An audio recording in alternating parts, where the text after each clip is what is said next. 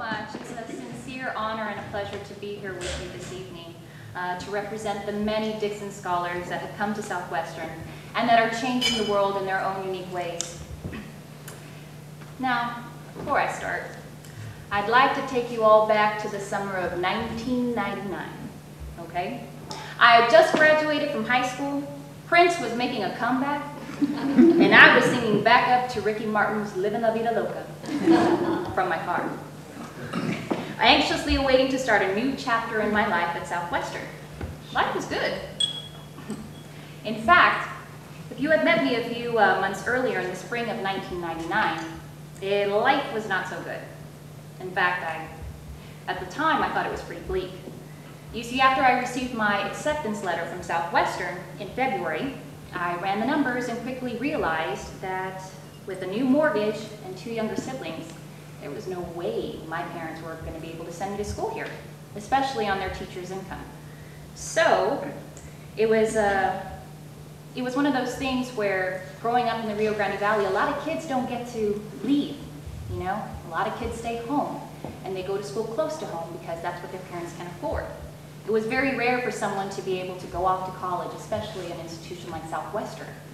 It was a very rare occasion, and I wanted to take part of that. Extracurricular activities, and I was a National Merit Scholar.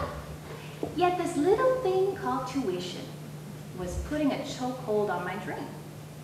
So I did what any desperate yet resourceful 18-year-old would do, and I applied for every single scholarship that I could. I even went on a senior overnight here at Southwestern, and I applied for the theater scholarship because it was a scholarship, and I thought it might help.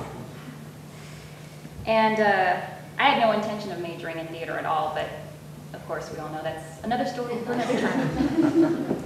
And right before graduation, I calculated all of my scholarship money, the grant money, and I did the math again. And I was still short. I was short about $5,000. And it was still too much for my parents to sacrifice at that time. And I remember my mother saying, in her firm yet loving way, if I couldn't pay for it, I couldn't go. And UTPA would be just fine for me. It's 10 minutes down the road, that's all you need. Well, I wasn't happy with that. Suddenly, the reality of what my mother had said started to sink in. And I thought, well, what if I can't get the money?